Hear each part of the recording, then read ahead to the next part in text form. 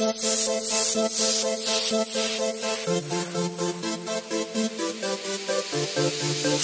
me.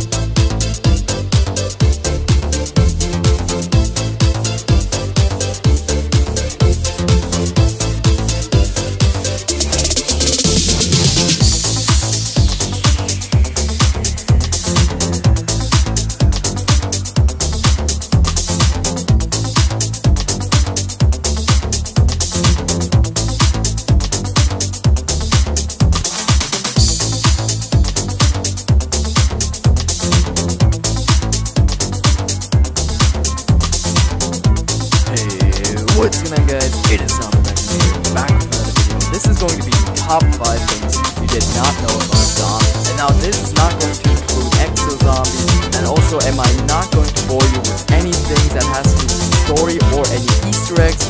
This is just going to be plain aspects of the game mode that you might have not known yet. Now if you're some kind of a zombie veteran or somebody that just plays zombies so much as I do, please don't dislike the video just because you know one of these 5 things. Pretty sure there's one of these things that you didn't know yet, so let's get straight into the video. And starting off at number 5 as well, we have headshot points. So we all know normal kills give you 60 points, headshots give you 100 points, and knife kills or melee kills give you 130 points. Now something that you probably didn't know yet is that if you shoot the head off of a zombie and he's still alive, you will not get the 100 points for the headshot.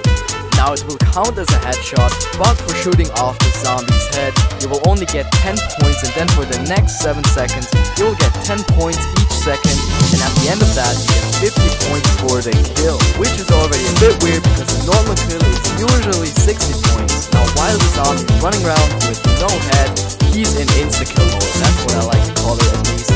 So that means he will die from every little bit of damage. I'm sure you know that already. If you knife them, they will die. If you just shoot them with your Mw3 or your pistol, hell, even if you spar right next to them, whatever you do to them, they will die.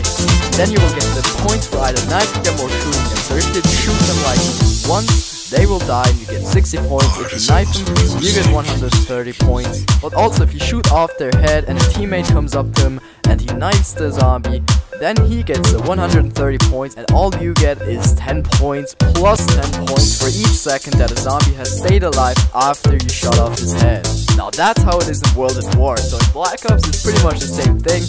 The only 2 differences is if you let the zombie die out, you get the 100 points instead of only 50. And the other one is that the zombie only lasts 2 more seconds and not as ridiculously long as in World at War.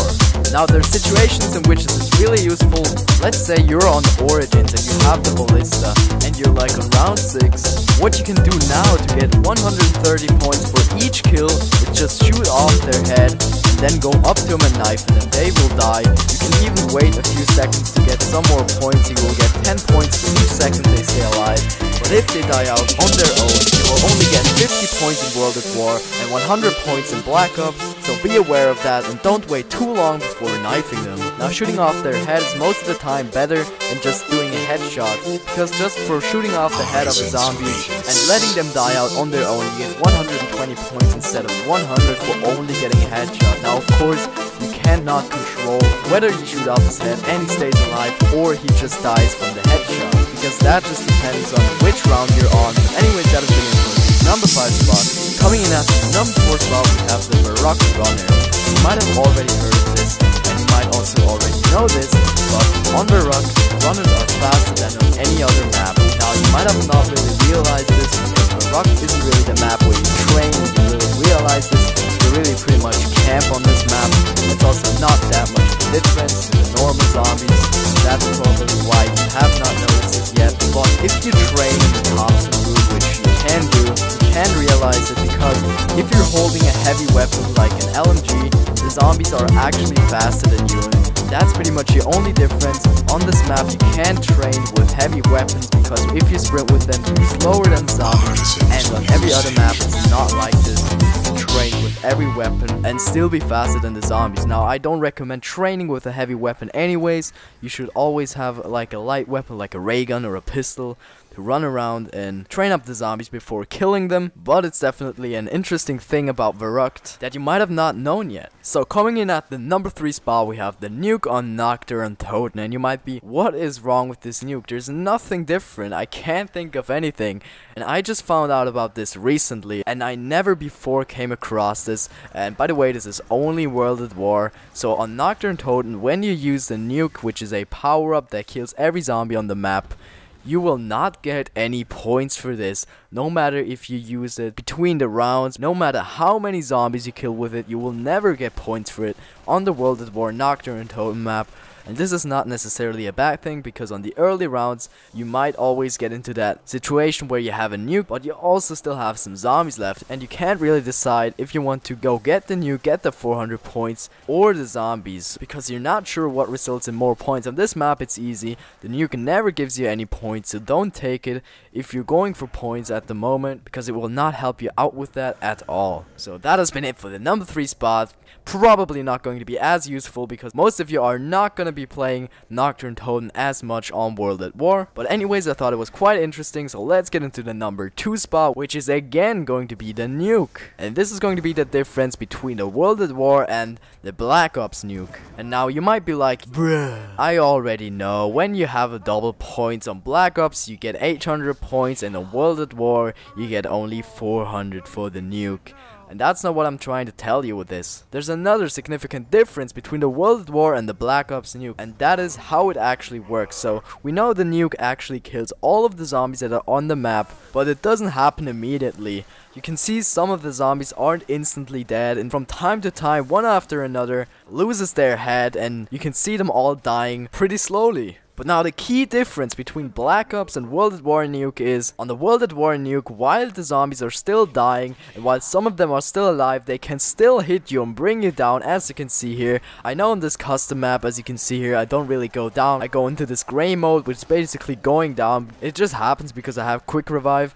But here, as you can see on Black Ops 2 Origins, in the starting room, I get trapped in this corner and I get the nuke, and they just can't attack me while they're dying, and I just get out of the corner a few seconds later freely, not wounded at all. Now if you'd ask me which nuke I'd prefer, I'd obviously say the Black Ops one, because I've died so many times because of the World at War nuke.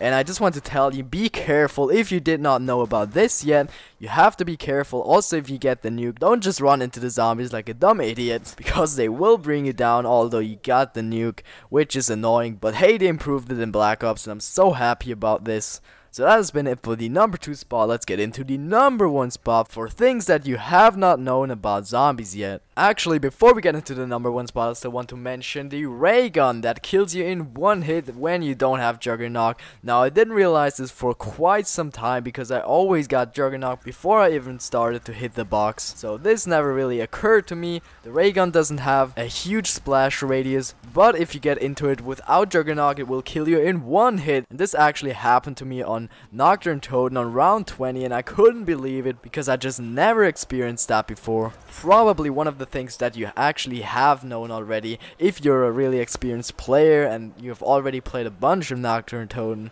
This definitely happened to you a bunch of times. But anyway, so that has been it for the honorable mentions. But now let's get into the number 1 spot of this top 5. This is going to be the Mw3 and COD and World at War zombies, because they are special and they aren't the same to any other zombies. And the reason for this is they have to stop to attack you, and that means as long as you move, they cannot even attack you. And that explains a lot of clutches on Mw3 and COD, as you can see in this little montage I uploaded a few days ago.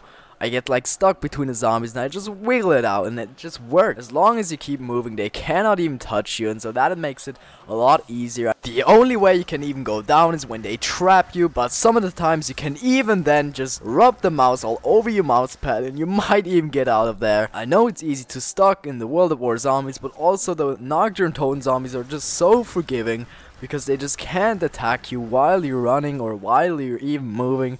and that's why it's not even so hard to train without Juggernaut or Nocturne Totem. I can't even imagine how hard it would be if that wasn't in the game. I didn't even know about this for quite some time. That's why I also didn't play as much Nocturne Totem, because I just found it was so unbelievably hard, but actually it is not. So try this out yourself if you're scared of this map because it's too hard, because there are no perks. I just want to say go out and do it, because it's actually not too hard because of the way the zombies work.